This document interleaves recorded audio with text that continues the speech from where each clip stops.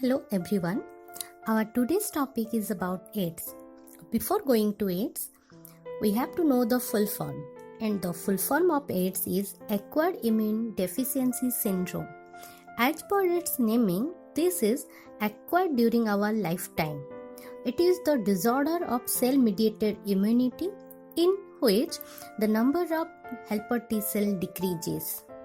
The causative agent of AIDS is a virus, and the name of that virus is HIV. Now the full form of HIV is Human Immunodeficiency Virus. The Human Immunodeficiency Virus belongs to retrovirus family which attacks the helper T cell. AIDS was first noticed in USA amongst homosexuals in 1981, and it was also first noticed by Dr. Gottlieb. The virus of AIDS was identified and named by Americans as HCLV3, and the full form of HCLV3 is Human Cell Leukemia Virus 3. But it was isolated and identified by Professor Luc Montagnier in 1983. The International Committee on Viral Nomenclature was officially named the virus of AIDS as Human Immunodeficiency Virus in 1986. Basically, the virus is spherical, having diameter of 90 to 120 nanometer. The genetic material of the virus is single-stranded RNA. The single-stranded RNA is segmented into two identical filaments in the core. It also contains an enzyme that is reverse transcriptase. There are two protein codes surrounding the core. The first protein code is named as P24, which surrounds the core, and the next protein code is named as P17. The outer layer or envelope of virus consists of lipid bilayer. It also contains glycoprotein spikes. The glycoprotein spike recognizes and attaches the host cell surface. There are two types of glycoprotein. One is glycoprotein 120 or GP120. Another is glycoprotein 41, which is GP41. Our next segment is mechanism of pathogenicity or mode of action of HIV virus. When the virus enters into the body, it first enters into the macrophages in the blood. Sometimes it also enters into dendritic cell, and when the virus enters into the macrophages, the viral RNA also enters the host cell. The viral RNA replicate to form viral DNA with the help of enzyme reverse transcriptase, and this process is known as reverse transcription. In molecular biology, there are many kind of processes. For example, when DNA replicates to form DNA, this process is known as replication. When DNA forms RNA, this process is known as transcription. In the mechanism of pathogenicity, the viral RNA forms DNA, and this process is known as reverse transcription. And when the viral DNA incorporates into host cell DNA, then it multiplies and it forms multiple number of RNAs by the process of transcription. Then the multiple viral RNA forms multiple copies of virus.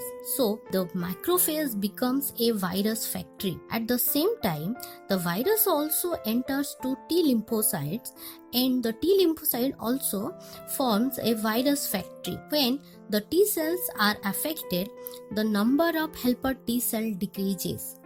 So our immune system becomes weaker and the patient suffers from various kind of infections. Next is the transmission of HIV. HIV is transmitted either through blood or semen. Here, what is semen? Semen is the male reproductive fluid in which male gamete or sperms are present. The transmission of HIV occurs through various routes. For example, when we use contaminated needle syringe to inject either drugs or vaccine, we get also HIV virus. from using contaminated razors, contaminated needles during piercing and making tattoo. Also HIV enters into our body. Like that, transfusion of infected blood to healthy person, sexual intercourse with infected person, and from infected mother to child, HIV is transmitted. Last but not the least, during organ transplantation and artificial insemination, also HIV enters into our body. The AIDS cannot be acquired by coughing, sneezing, kissing, shaking hands or embracing, sharing towels, mobiles or other utility with the infected person, or either through insect bite, swimming pool or toilet. Next is the incubation period. The HIV virus present inside our body, which ranges from 6 months to 10 years. AIDS can be diagnosed by ELISA. The full form of ELISA is Enzyme-Linked Immune Servant Assay, but it is confirmed by Western blotting test. Next is the symptoms. In initial stage, the symptoms of AIDS are mild, like swollen lymph nodes, fever, sweating at night, and weight loss, and these symptoms are known as AIDS related complex or ARC. So during ARC, it have a high possibility of early development of AIDS. So ARC is also known as prodromal AIDS. The other symptoms of AIDS are lethargy, fatigue, chronic diarrhea, persistent dry cough, headache, red rashes on the skin, swollen lymph node in the neck or armpit, tiredness, weakness, joint pain, etc.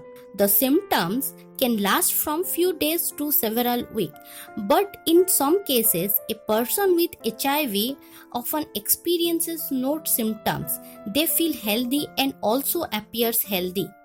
Our last segment is prevention, which is otherwise known as prophylaxis. There is no vaccine for AIDS till now. So, some precautions are needed for prevention of AIDS. The first is to educate the people about AIDS. So, some organizations like NACO and some NGO doing a good work to educate people about AIDS. Blood tests must be done before donating blood, semen, organ or during pregnancy. Disposable needles and syringes should be used. When the syringe or needles are used, then it must be destroyed. Avoid ear, nose piercing or making tattoos from unqualified person. Dentists should use sterilized equipment. Sexual relationship should monogamous. And don't use common blade in a barber shop. So these are some preventions of AIDS. Hope you understand about AIDS. Thank you.